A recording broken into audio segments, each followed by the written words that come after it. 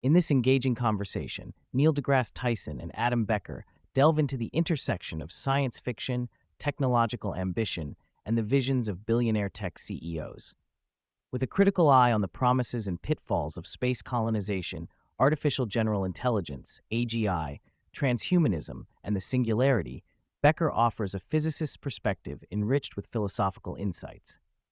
They unpack how science fiction has long served as both a warning and a blueprint, why many of these visions stumble over practical realities, and the consequences of vast wealth and power shaping humanity's future. The discussion opens by highlighting how science fiction, from Fritz Lang's Metropolis to modern cyberpunk classics like Neuromancer, often carries implicit warnings wrapped in speculative storytelling.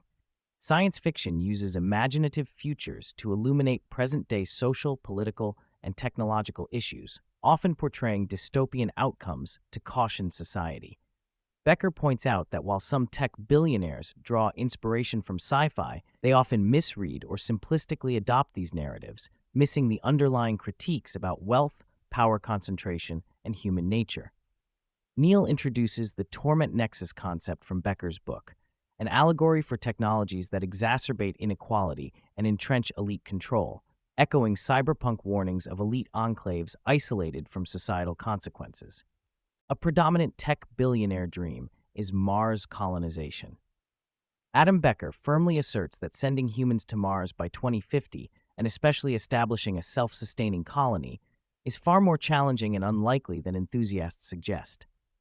The technological and physiological hurdles, including radiation exposure, life support, and the sheer difficulty of transportation logistics, remain formidable. He stresses how Mars lacks Earth's magnetic field and atmosphere, exposing inhabitants to unsafe radiation levels that would cause long-term health issues like cancer. Moreover, the communication delay to Mars makes real-time interaction impossible, and return missions could take years depending on launch windows. While rockets can get boots on Mars, long-term survival, food production, and habitat construction confront toxic soil and environmental obstacles. Becker debunks popular conceptions fueled by movies like The Martian, noting that real science complicates such scenarios. The conversation turns to transhumanism and the idea of overcoming mortality, especially through concepts like the technological singularity, where AI surpasses human intelligence to grant near immortality. Becker approaches this critically from a physicist-philosopher lens, explaining that intelligence is not a single quantifiable trait that can simply be ramped up. He argues that the singularity notion is flawed, based on unrealistic extrapolations of Moore's law and a misunderstanding of exponential technological growth. Important constraints like energy consumption and physical limits to miniaturization suggest these trends cannot continue indefinitely. The popular idea that superintelligent AI will emerge within a few years to solve all human problems is described as speculative hype rather than grounded science. Borealis points out that while biotechnological advances might extend health spans, the leap to uploading consciousness or achieving true immortality remains pure science fiction, currently devoid of physical or technological plausibility. Becker acknowledges that humans have always extended their biological limits through technology, from vaccines to nutrition, arguing we might already be transhuman compared to previous centuries. However, he questions whether this trend can continue indefinitely or if it will plateau due to fundamental biological and physical constraints. Technologies promised by tech elites, like brain augmentation or AI-assisted immortality, mostly remain speculative and slow to materialize. The focus shifts to practical and ethical questions regarding who might benefit from these developments, with Becker highlighting that access to such enhancements would likely be limited to a wealthy few, exacerbating social divides. Diving deeper into AI, Becker distinguishes current task-specific AI from the futuristic concept of AGI, an AI capable of performing any intellectual task a human can do, and more. Present-day AI systems still require extensive human oversight and are far from autonomous general intelligence. The vision that AGI will rapidly self-improve and solve humanity's crises is met with skepticism.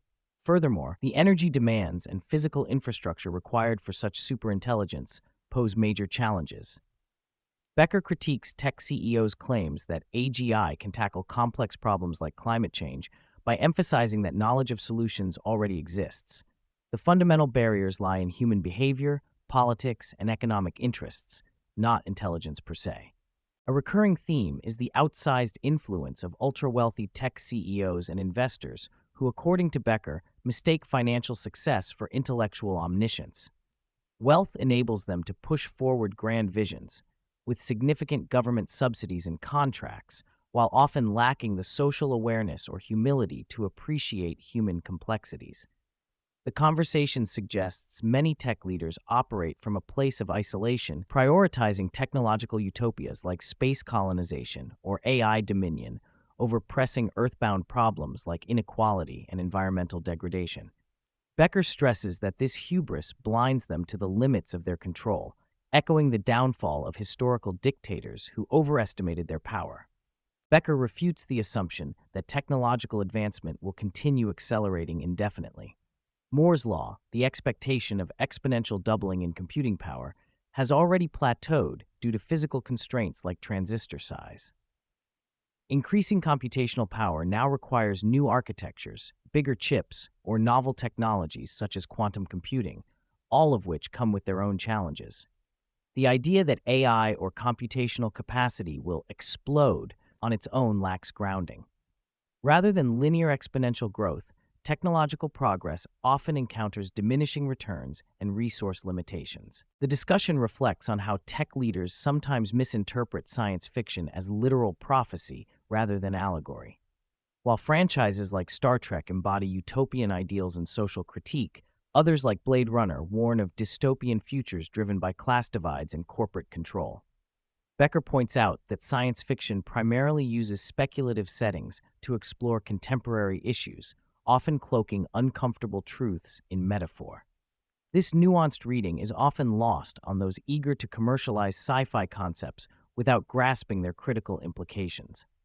Final reflections emphasize that scientific ingenuity alone is insufficient to guarantee a positive future.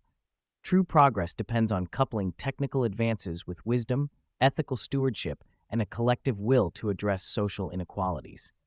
Becker advocates for societal guardrails, like limiting extreme wealth concentration, to prevent power abuses that threaten democracy and equitable access to technology. The pursuit of knowledge and innovation should be balanced with humility and responsibility, ensuring that human values, not just technical possibilities, shape what lies ahead.